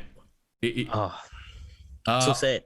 Okay, so I'm looking at 2 different websites, so I'll just go for it right now. Okay, the supplemental draft as revealed on Raw Talk. Liv Morgan is going to Raw. Okay. Interesting, actually. Dana Brooke is going to Raw. Who cares? Dolph Ziggler and Robert. Whoops. Ad popped up on one of my pages. Did you hear that? No, I didn't, bro. Oh, okay. An ad popped up. I heard it. I was like, what's going on? Dolph Ziggler and Robert Roode going to Raw. I mentioned that already, right? Yep. Jason Riker on Raw. Nobody cares. Veer on Raw. Veer and Shanky? Yeah, Veer. Well, that's the thing. We'll just say Veer on Raw. Mia Yim to Raw. Well, technically she was already on Raw, but we didn't know that. Okay. So Mia Yim just came back to NXT for a cup of coffee, and now she's on the main roster. She never came back to NXT. She just disappeared after the whole Retribution thing, and now I think she a bit scarred. No, she was. If I remember, she was taking care of Keith Lee when she was sick. Yeah. And Mia Yim being on Raw makes sense because of Keith Lee, right? Yep. Tamina on Raw. Tegan Knox on Raw. What the hell? This tag team lasted for like a cup of coffee, and they're just splitting them up now. Oh shit, that means Shotzi is on SmackDown. Yeah, Shotzi remains on SmackDown. But yeah, Tegan Knox has been drafted to Raw. Cedric Alexander and Shelton Benjamin on Raw. Makes sense, Hurt Business, right? The Miz stays on Raw. Okay, great. I mean, The Miz has unfinished business with John Morrison, honestly, but I don't know when they're going to revisit that feud, or is The Miz too busy dancing with the stars? Yeah, he is apparently doing a very good job of it. So, okay, Veer stays on Raw, right? Because Jinder Mahal, don't hinder the Jinder, and Shanky are going to SmackDown. Oh. Which so is... wait, Veer specifically? Yeah, Veer specifically stays on Raw, Shanky and Jinder on SmackDown, which is very weird. Wait, which one looks like the mini Great Khali? And there's one that looks super buff. Do you remember who is who? I forgot. Wait. Let me double check. Okay. I know one of them looks like a very small. The guy with the big thick beard and the forehead paint stays on Raw. That is Veer. Okay, then that makes a lot of sense. Yeah. You know why? Why? Have you watched this show called The $1 Million Arm? No. There is a movie called The $1 Million Arm. Veer actually has a very, very interesting background story, and he actually got famous before the WWE. Oh, and isn't Veer part of a tag team anyway? He was part of Indus Sher. Yeah, Indus Sher. So, I mean, technically, if the other guy, Indus Sher, is back from injury, then they can resume their tag team stuff on Raw. They don't need Jinder already. Yeah. Veer is actually a very famous Bollywood celebrity on his own. Okay, just a quick history about Veer, right? Which so far hasn't been mentioned on WWE, but I think they're gonna bring it up if he's as a solo artist, push as a solo wrestler. He was the first ever Indian baseball player to be hired by the MLB because he won a reality competition called the $1 Million Arm. Oh, okay. And then it got turned into a movie. It got turned into a reality movie starring Craig Gillespie, John Hamm. Okay. John Hamm. Cool. So it was actually a very well-known story, Hollywood story of this guy. He's out of nowhere. Yeah. He got scouted by an MLB owner and became like a World Series champion or something. So he actually left baseball, got super buff because before that he was a skinny, normal-sized Indian guy. Yeah. And then now he's in WWE, and he was also a famous like stuntman, coordinator, actor in Bollywood. So he has a very interesting backstory on his own. Yeah, I'm amazed they haven't. Well, then again, he's just been, the lackey of Jinder Mahal and Indus Sher. So maybe we'll see some character development here. This makes sense. Yeah, so it totally makes sense. Yeah, Jinder now has Shanky as his backup, aka Mini Kali. Natalya and Tamina broken up. Shotzi and Tegan Knox broken up. So Natalya stays on SmackDown, yeah? Yeah. And so there you go. So now they have to find more tag teams to create so that Nikki Ash and what's her face? Rhea Ripley can do the shit. So there you go. I'm quite sad that they broke up two like actually kind of established tag teams in Tegan Knox and Shotzi and Natalya Tamina. Okay, to be honest, they weren't even an established tag team to begin with. They were together for a while. Yeah, they were literally together for a cup of coffee. Like Shotzi and Ember Moon were the tag team on NXT. And oh my god, Ember Moon. So they anyhow just smashed them together, put them on SmackDown, barely had any matches, and then broke them up. That's why they are on the supplemental draft. Is that the end of the draft? Yep, that's it. That's all. And it's a good point to sort of wrap things up here, I guess. Yeah. This year the draft, like there are some standouts, but honestly, by and large, nothing big for me. Bro, I'm quite curious why one of the most popular wrestlers in WWE never got drafted at all. Who are you talking about? How can anyone forget about Eva Marie, bro?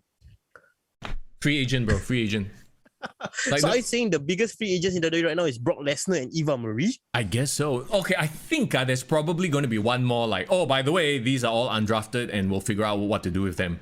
Like Heath Slater like a couple of years ago, right? Yeah. So Eva Marie is undrafted. They should have left Naomi undrafted. So to further that whole storyline where she finally snaps and turns and joins the bloodline or some shit.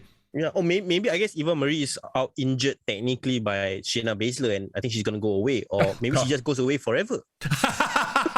Yeah, literally came back to debut, did a piss poor job of it, and then F's off. Yeah, I mean, if that's her contribution back to WWE, I mean, why not? Why I could think of 1,001 reasons, but anyway, we won't go into that. There you go. Did you enjoy the draft? Like I said, I already shared mine. Chat, please let me know if anything jumps out as being exciting. To me, there's nothing more exciting than what AEW is doing, which is very shocking. For me, like Mr. Young saying that AEW is the more entertaining and exciting show because they really are bringing the Attitude Era vibe back. You never know who's going to show up. There's always the possibility of, the WWE guys going over, and yeah, it was very middle of the road for me in this draft, and I think they had a couple of factors going against the draft. First and foremost, everyone is in a weird way caring more about Crown Jewel. Yeah. Because of course we want to watch Brock Lesnar versus Roman Reigns, blah blah blah. So like draft was a bit of kind of after the fact, or like it's a by the way. And also there's on top of that there's gonna be Survivor Series. And the part where they announced that the draft is only gonna come into effect after Crown Jewel really hurt it. I think people were like, okay lah, this is not gonna be important until like next month. So why should I care about it now? Right. It's interesting to see where we'll be in a few months at the end of the year. Can AEW keep up the momentum of excitingness? Because now it's a hot time for them because they have new stars, right? Yeah, it's a hot time for them, and I think another thing that will make it really, really hot is one thing we have to talk about before we wrap up today's episode, bro. Rhodes to the Top. Fuck that show lah. The best reality series to come out of AEW. Fuck that show. Oh my god. Like if ever, like maybe in a few weeks they're probably going to say, yeah, the plan was for Cody to go heel all along. Like fuck off. I don't believe that for 1 second. All right. They are just going to claim that was the point. But like, oh my god. If actually, okay, Rhodes to the Top, right? When I watched that show, I could not get past half the episode, by the way. I stopped it at half the episode. I was so annoyed by Brandy. Brandy is like the ultimate heel. She should be the monster heel GM. She should. I think she's more annoying than Stephanie McMahon at this point. Oh my god. Super wow, I cannot know. And then actually Cody seemed a bit sympathetic when put next to Brandy. Like he seems like the putting husband, always kind of F by the wife. You're right, because I believe, right, if this whole point of the Rhodes to the Top, right, was to turn them into the despicable duo and make him like a heel Homelander gimmick, I think it's great, perfect. Because I think, okay, the thing about the show, right, okay, it sucks in a lot of ways that the reality show sucks, right? But the thing that I found so funny, hilarious, and also a bit sad about the show is that it is so freaking tone deaf, bro. I think that's the perfect word to describe the show. It's so tone deaf. I roll my eyes when they talk about that promo. Oh, yeah. That promo, bro. That America first black, white kid promo that was apparently very personal to Cody Rhodes, and it made Brandy Rhodes tear up. What the fish? Yeah, they are so into themselves. It's not even funny. Like, I cannot It's not like you're talking about let's say if Triple H and Stephanie McMahon were talking about that stuff, I would be like, okay, at least they hit the heights of the heights, you know what I mean? Like the Attitude Era, they have the cachet to talk about stuff like that. But when you are like Cody Rhodes and Brandy Rhodes and you got just some rich guy's money, and it's like, I cannot. Like Miz and Maurice at least are super funny and nonsensical and hilarious. Like they seem less into themselves. Which is so weird because the Miz as a character is supposed to be this very self-centered, really self-absorbed guy. Yeah. But the Miz and Mrs. actually showcase a very down-to-earth side of the couple. Yeah. Whereas Rhodes to the Top make them sound even more delusional and into themselves, which is like they are the complete opposite of Miz and Maurice. Yeah. The only saving grace of the AEW's Road to the Top, right, is actually they kind of pull the curtain back on some of the AEW stars, and like I saw them in a different light. I really enjoyed like how Ricky Starks was portrayed. Darby Allin, like those kind of things I don't mind. Yeah. Very quickly also and this is actually what got me to watch Rhodes to the Top, which is brilliant marketing by them. After Sammy Guevara won the TNT title over Miro, Yes. They said his first promo will be during the commercial break of Rhodes to the Top. So I'm like, oh shit, I'm going to watch Rhodes to the Top. Just to watch the promo where he opened the forbidden door and was challenged by Bobby Fish. excuse me, the door is not forbidden. He cannot fire it already, okay? Shut the fuck up with your forbidden door. This is not forbidden. Okay, Bobby Fish was obviously a very interesting first choice. Okay, one thing I want to ask you, bro, how do you actually watch that commercial? Because I was watching AEW Dynamite on Fight TV, right? Yeah. So how did that continue after? It was part of Rhodes to the Top. It was in the Rhodes to the Top. Oh, so Rhodes to the Top was also on Fight TV for you? No. Oh. Okay, but the thing is, I like that they kind of slotted that promo in during Rhodes to the Top. Yeah, that was very interesting. But do you think that they are actually gonna use things from Rhodes to the Top as storylines in AEW? Well, they really can't because Rhodes to the Top was filmed prior. So unless they planned it, like this episode, we talk about this and therefore we reference it on the show. That would be the only way. But now it seems like they're going kind of a different way, with Rhodes' character on. Unless they completely planned it out, then we know Rhodes to the Top is completely fake. Yeah. You want to know something very interesting about Rhodes to the Top? What? Something I realized the moment I was watching the episode and it came to my mind straight away. There wasn't any other EVPs shown on the show. Because it's Rhodes to the Top. It's not Elite. And remember, the Elite already have a YouTube show which is super popular and everyone watches. So I think this show kind of proves the rumor true that the EVPs are not really that close anymore with each other. Okay, you know what? That's fine. It's not a big deal to me as long as like what's happening on the on-air product doesn't suffer. And right now you can tell that less of the decision making is being put into the hands of these EVPs and actually into the hands of wrestlers who have been there, who know how to make shit work. CM Punk, Bryan Danielson, Adam Cole, Bay. They are in Tony Khan's ear. Tony Khan apparently has more power to book, like actually best booker of 2021 with no sarcasm. Okay, so does this mean, bro, the reason why AEW was so up and down the first 2 years was because the EVPs had more say? Yeah.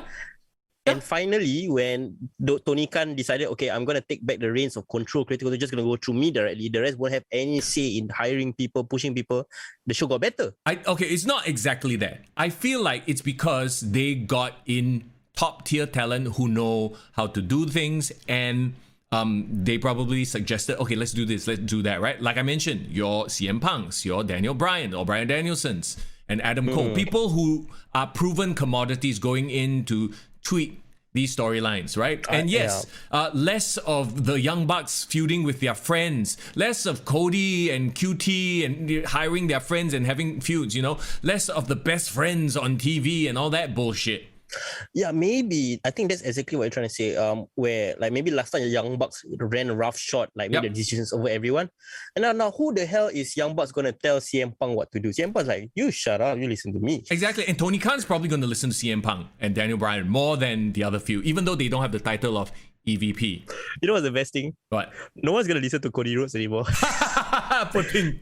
Oh no. And okay, who is Cody Rhodes to tell Big Show what to do? Yeah, exactly. Right? Yeah, so perfect. Well, Mark Henry is there as well. So you have all these like old school, not say old school, but like proven commodities who know how these things go and they're not going to take any of that bullshit flippity-floppity shit anymore.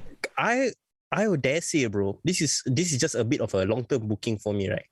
I want this time next year for Cody Rhodes to become the biggest heel AEW champion of them all. Only because, bro, remember he said that he won't fight for the title last time? Yeah. But when he turns into a heel and he's like, you know what? I don't care about the fans anymore. I'm going to renegade on that and I'm going to be this champion. Yeah, he'll go back on his word. That's the perfect, segue into being a heel.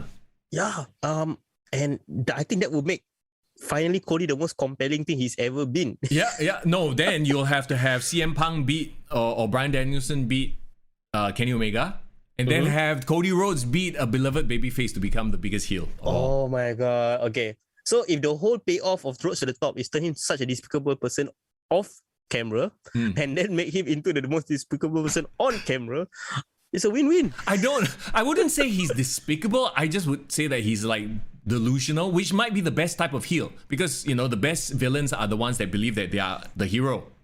Yeah, I know. And probably you've heard a couple of people saying online that he really can rock the Homelander gimmick from The Boys. Sure. I think if you watch the show, and it's really, really a good show, it's very highly acclaimed. It's on Amazon Prime.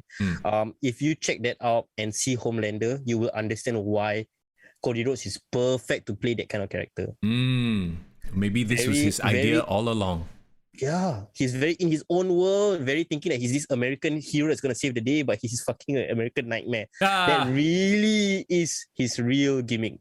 So he's the exact opposite of his dad, lah. Yeah. Because his dad was like the American dream. He was like the average plumber, son of a plumber. He's just a common man. You either die a hero or you live long enough to be called a villain. Okay, so that wraps up this week in pro wrestling in a way. We talked about the draft, we talked a bit about AEW. What's next for us, bro, other than Crown Jewel, which we are so excited to see? Oh. Crown Jewel, is it even on a Monday? It's not, right? It's on like some like Thursday or some weird shit like that. I've no idea. I thought it was kind of on a normal pay-per-view weekend. Let me just very quickly Google this shit. So like we talk about Dark Side of the Ring. We mentioned it briefly. FMW was a really great episode. For those who haven't watched, please watch that.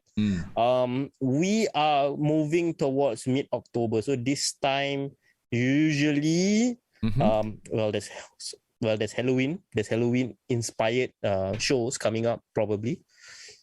Halloween Havoc on NXT.